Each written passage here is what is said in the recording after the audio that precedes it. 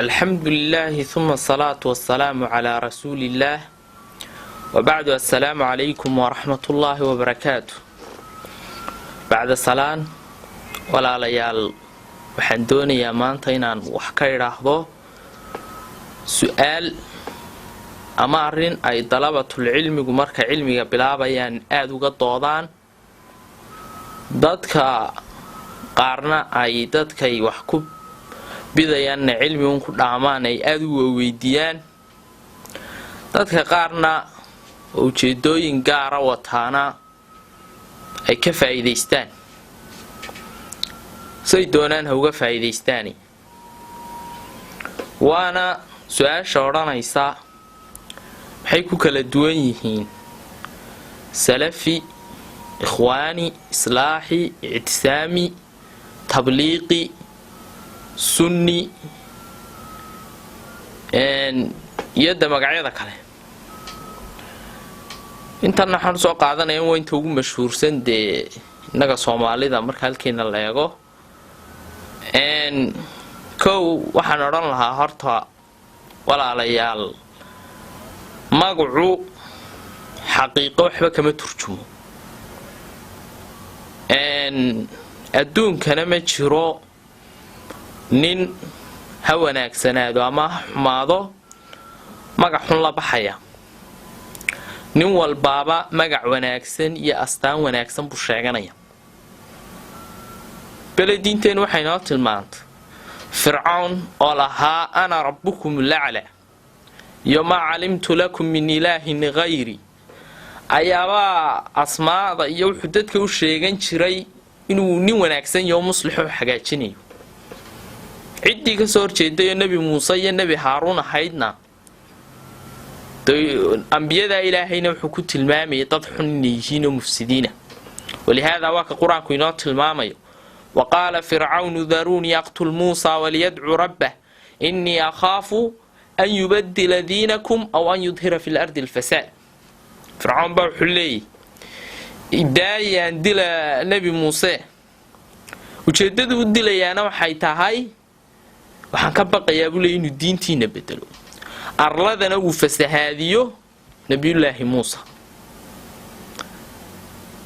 مصلح يسكو شيء يا فرعون saasoo kale waxa jirta in dadka ahlu xaq ah ay dhacdo waana say u badan tahay in dadka colaadinaya ay alqaab iyo naaneesyo xun mar walba ay ka fidiyaan walihaada ayaa nabiyullaahi maxamed calayhi salaatu wasalaam sidii loo caayayay ee dadka loogu diray loo lahaa waa sixroole waa majnuun waa kaahin ayaa bacdu saxaaba waxay ku soo islaameen ninkan la dhibayo bal u gargaara marka iyagu xaqiiqada ayaanay ka warhayn wasxaabigii la oran jiray dimaadil asdi wuxuu ku soo islaamay nabi maxamed buu yimid wuxuu yiri bal ninkan la sixray ama waashay bal u gargaaro dawe markuu yimidna nabigu calayhi salaatu wasalaam oo arintii u bandhigayna nabigu calayhi salaatu wasalaam xamdaladu ku akhri ilaa markii dambe ka islaamay basxaabi marka horta walaalayaal magacu waxa ma sheegay adduunkana ma jiro nin magac xun la baxaya ciddu doonaado kaayna mankaan magacyadan tirinayna dhamaantood quraanka looga helayaa iyagoo ku jira lafti ahaan xitaa hadaan qaar laga helin اشتقاقات كلمات كعربية وحكمدا لوجه ليه إمكا إلى القرآن كقول إنما المؤمنون إخوة حديث تقارن وكي المسلم أخو المسلم فجعلناهم سلفا ومثلا للآخرين عفى الله عما سلف وأصلحوا ذات بينكم إن يريد إصلاحا يوفق الله بينهما واعتصموا بحبل الله جميعا ولا تفرقوا لقد أبلغتكم رسالة ربي ونصحت لكم آيات كله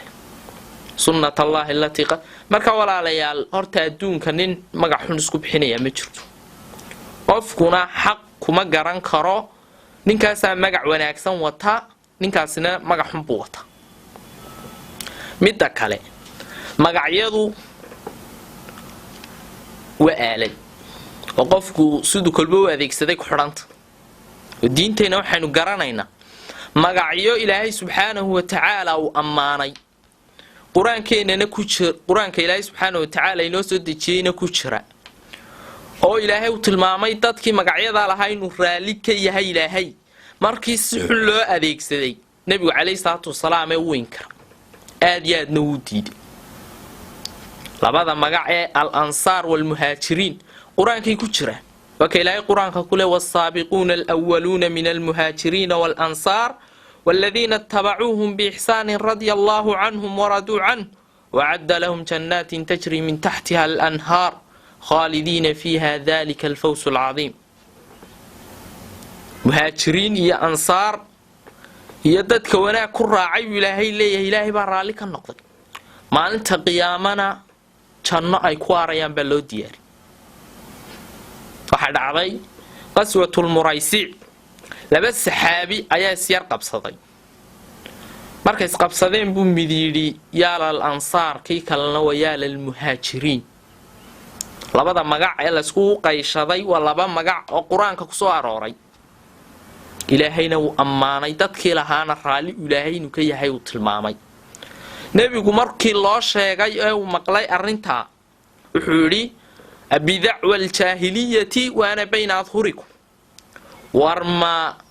جاهلية آيات سوء النساء يو مقرنا يساي عصبية دي جاهلية أنو إني دحجوها دعوها فإنها ممتنة سكاكتها وقرن سيداد درادد ولا ليال مقعيضو قفوا حق مقرن كر أما عدة وحقوا أكتودي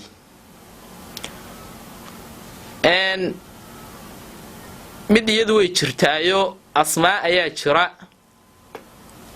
ay ahlu cilmiga qadiiman wa xadiisan isticmaali jireen, lana bixi jireen kana turjumaya sunnaha nebiga calayhi salaatu wasalaam. kuwa macnaheedu ma aha in laga tago oo dee saxaabadan marka la leeyahay bidacwa aljaahiliyati waana bayna adhurikum dee kamay tagin asmaadii qur-aanka lagu sheegay, laakiin ficilkii ayay ka tageen. maanta way jiraan asmaa culimadu ay ka hadasho dadkii hore u wanaagsanaa iyo salaful ummana ay la bixi jireen. kuwa saasoo kale inuu qofku diido maaha haddii lagu yeedho, dhibna kuma sugna hadduu qofku iskugu yeedho. sida ahlu sunna iyo ahlulxadiis iyo ahlul athar iyo salafi, magacyada saasoo kale ah in la iskugu yeedho wax dhiba ku sugan male. diintaanay ku sugantay, waxaanay ka turjumayaan qofku inuu sunnihii nebiga calayhi salaatu wasalaame dabahayo. laakiin macnaheedu ma aha qof kastoo magac wataa inuu magaciisu ka turjumayo inuu xaq ku sugan yahay mar walba. waxaan taa uga gudbi lahaa iyaduna shay kalaa jira oo ah shay aan lagu karan karin cidda xaquu agtooda yahay, ama qofkii doonayo maxaa saxa maxaa qaldan inuu kala ogaado. waa ashkhaasta ama dadka ama kooxaha. iyadana qofku hadduu is idhaahdo taasaad ku kala garan kartaa wixii saxan iyo wixii qaldan, kuma kala garan karo. waayo dadka bini aadanku waa bashar, iyagoo dad saxan ah ayuu qalad ka dhici karaa. saasoo kale qofku isagoo qaldan oo manhaj qaldan aaminsan oo wax kharibaya ayuu mawaaqif musharafa istaagi karaa, wax badan oo wanaagsanna uu samayn karaa. walihaada ayaa iska daa cid kaloo saxaabadii nebiga calayhi salaatu wasalaam oo ah dad kuwa ugu fadli badan,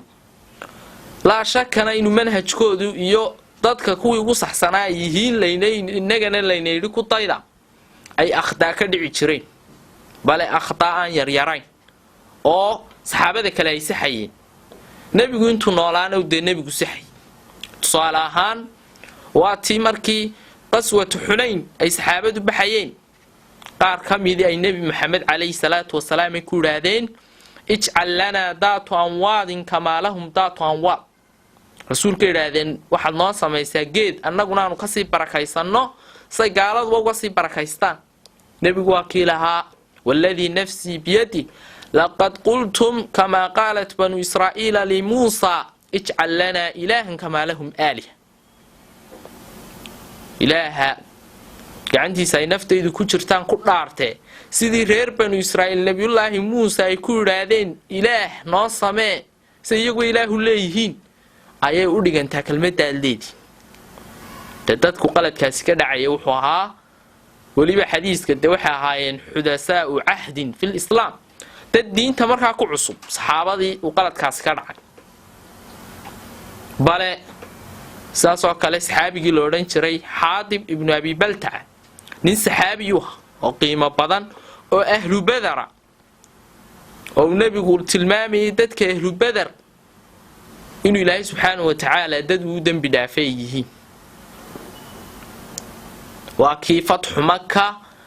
markii uu nebigu calayhi salaatu wasalaam rabay inuu duulo ay ka dhacday inuu sirtii nebiga calayhi salaatu wasalaam faafiyo dhinaca kalena waxaa dhici karta walaalayaal dad aan xitaa muslimiin ahayn ama dad munaafiqiina ama ahlu bidaca ama ahlu fisiqa ah ayaabaa suurtagal ay tahay inay diinta ilaahayba u gargaaraan ama ay shay wanaagsan qabtaan taana macnaheedu kama dhigna wax walba inay ku saxsan yihiin ama xaqu inuu iyaga la jiro walihaada ayaa abu aalib oo ah nebiga calayhi salaatu wasalaam adeerkii nebiga uu gargaari jiray iyo dadka muslimiinta ah waqtigii ay diintu bilowga ahayd intaanaan u dhiman dee muslimna muhayno gaal buha abu aalib dee wax saxan kumuu socon oo dee gaal buha oo ma garanaysaaye qiyaamahana ma badbaadayo waa la cadaabaya walow cadaabka haba laga fudaydiye waanay jirtay oo nebiga calayhi salaatu wasalaam xitaa duulimaadka qaarkood markuu baxayo in ragga qaar ay raaci jireen iyagoo aqraad iyo ujeedooyin kala leh oon dar ilaahay u baxayn oo nebigu calayhi salaatu wasalaam maalin ayaa nin baa raacay dagaal buu la galay markaasuu yidhi nebigu calayhi salaatu wasalaam ninkii doonaya inuu arka nin ehlu naaro kaa eeg saxaabadu way yaabeen weliba dagaalka waxaa la sheegay inuu ahaa ninkii ugu darnaaye gaalada maaruqayee aakhiro wada diray ugu dambayntiina waxaa dhacday siduu nebigu calayhi salaatu wasalaam sheegay oo ninkuu khaatuma xumuu ku dhinta nebiga markii loo sheegayna nebigu calayhi salaatu wasalaam waa kii lahaa wa ina allaha la yansuru hada addiin birajuli lfaajir ilaahay subxaanahu watacaala hadduu doono diintiisa wuxuu ugu gargaaraa nin faajiro markaa walaalayaal dadka bini aadanka ah iyaga laftoodu xaqa laguma garto oo hebel meel kastuu maro isaga xaq wada maaha macnaheedu ninkaa hebelna waa nin khariban oo mar kasta meeshu maro way qaldan tahay insaa la aamino maaha cid kalena maxaad ka sheegiba taariikhdana waa la hayaa rag wan wanaagsan oo kutub nafiisa lahaa ummadana in badan anfacay oo khaatumaduba ka xumaatay dhinaca kalena rag ma garanaysaayay mashaakilkoodu badnaa diintana aad ula dagaalamayay oo markii dambe hagaagay baa dhacday bale saxaabada qaarkood baaba dee nebi maxamed 20 sano la dagaalamayay haddana soo islaamay marka ashkhaasta walaalayaal iyaguna wax lagu garan karo xaqa maaha shayga kaliya ee lagu garan karo qofku ku fahmi karo maxaa saxan maxaa qaldan waxa weeyaan waxay dadku manaahijta ka dhigteen inuu arko ولهذا أيها نبي الله محمد عليه الصلاة والسلام مركو تلمامي إن أمديسو أيوقع بصمي دونتو على 73 فرقة كلهم في النار إلا واحدة. سؤاشي اللي ويديي النبي عليه الصلاة والسلام اللي يقولي من هي الفرقة الناجية كوحدة كلية اتشكتبت بهذه رسول الله وايو نبي مو تلمامين مقع مو تلمامين عد يا كوح يا أشخاص يا جروب لكن وحو تلمامي منهج وحنيري قال من كان على مثل ما أنا عليه اليوم وأصحابي وعد كسوغان منهج كان يصحابه أيضا كسوغان وحان يصحابه أيضا ما أنت كسوغان هاي وعد كسوغان إن تصالنا دما أنت واحد جرا ضد مسلمين oo tusaale waxaan soo qaadanay si dadku wax ugu fahmaan nin muslima oo laga yaabo inuu dunuub badan sameeyo waxa laga yaabaa inuu tuug yahay inuu khaayin yahay inuu beenaale yahay inuu isku dir badan yahay laakiin waa nin muslima haddana dhinaca kale waxa la heli karaa nin gaala oo bilaadhi badan oo ma garanaysaa xitaa munkaraad aan lahayn oo khamri cabin oo labada keeba qiyaamaha badbaadaya jalaa shaka wala rayb ka muslimka ba badbaadaya ama ilaahay dunuubta u dhaafo ama inta laga soo jaro wuxuu ku dambeynayaan waa janno haduu muslimnimo ku dhinto saasa diinteenu sheegaysaa waayo waxa weeyaan ninkani dambigu ku jiro ayaa ka weyn islaana fuuqsanaya dunuubta ninkan kale oo ah ninkani inuu gaaliyo ومن يكفر بالإيمان فقد حبذ عمله وهو في الآخرة من الخاسرين لئن أشركت لا يحبطن عمله ولا تكونن من الخاسرين marka walaalayaal qofku waxa uu manhajka uu ku dhaqmayo uu wax ku miisaamaya haday kaasa lagu garan karaa inuu saxsan yahay inuu qaldan nabiguna inagana waa kiina lahaa تركتكم على المحجة البيضاء ليلها كنهارها لا يسيق عنها إلا هالك روح النيجة شيء عض ومقرن سيان مجد لهين مقرن سيان كمان الله يحضر قف هلاك سميم ويقفك أن متبايدنا شرته الدون كما شرته دنين حمان هو شيئا ونن ولا بحو كلية هاي أنا على كتاب والسنة على فهم السلف الصالح والصحابة أنا يحيي منهج كتاب كإلهي يسنها النبي عليه الصلاة والسلام يولي بقى فهم كي صحابة وده منهج كصحضة كي صحضة هذا ولي بقى لوضع شيئا ونن ولا بد نين دي يا مجرد ninkii gabeena waa kiilaha kullu yad'i waslan bil-layla wal-layla la tuqirru lahum bidaka ninka staabo wuxuu sheeganayaa buuri inaan layla la inuu isagu la socdo la sheekaysto inantan laylina mid ay oranayso anaga wada soconaa ma jiro nin walbaaba wuxuu leeyahay kitaabka Ilaahay sunnii nabigan anigu waafaqsana maxaa lagu garanayaa arinta waxa lagu garanayaa de qofka cilmi u leh kitaabka iyo sunnihii u ba garan kara qofkii kale way ku adkaanaysaa inuu garto tusaale ahaan maanta waxa jira de luqaadka luqooyin aad iyo aad u adag oo ma garanaysaa dadkaan garanayn inay kala saari kareen maanta nin reer miya hadii lagu yiraahdo inta loo keeno nin Japanese iyo nin Chinese hadii la yiraahdo war labada nin keeba af Chinese ku hadlay ama keeba af Japanese ku hadlay dama kala garan karay ama xoran war labadooduba wuxuu bay ku wada hadleen ama moojidooda way adkaanaysaa suu ku kala garto laakiin labada luqadood ninkii wuxuu mid ka garanaya ama ninkii mid garanaya si fiican buu sheegi karaa ka ma garanaysaa ku hadlaya af Chinese ya ka kale marka waxaan tusaalaha usoo qaata ama aan uga socda ninkii garanaya kitaabka ilaahay subxaanahu watacaala iyo sunnihii nebiga unbaa garan karaya ninka wax saxa sheegaya iyo ninkii wax qaldan sheegi karay. marka walaalayaal waxba yaan la isku mashquulin asmaadan iyo magacyadan ka dooditaankooda iyo dadkan dabagalkooda iyo kuwan waxaanay sameeyaan iyo ciidan iyo qofku inuu diinta ilaahay barto unbaa muhiima oo cilmi raadiyo marka isaga garanaya maxaa saxsan maxaa qaldan. ilaahayna subxaanahu watacaala walaalayaal dadka xisaabintooda inaga laynooma soo dirin. nabi maxamed baa la lahaa ma calayka min xisaabihim min shay wamaa min xisaabika calayhim min shay. nabi maxamed xisaabtooda kuma saarna ma anta calayhim bimusaydir inna ilayna iyaabahum thumma inna calayna xisaabahum. nabi maxamed adeerkii baa lagu yidhi innaka laa tahdi man axbabta. qofka inuu dadka diinta ilaahay iyo dacwadda gaadhsiiyun baa muhiima. arrimahanna waa arrimaha keenay in dad badan oo muslimiini ay cilmigaba ka hadhaan. markuu raadiyu ku dabaqo uma garanaysaa ee cilmiguu baranayo farax ka qaado.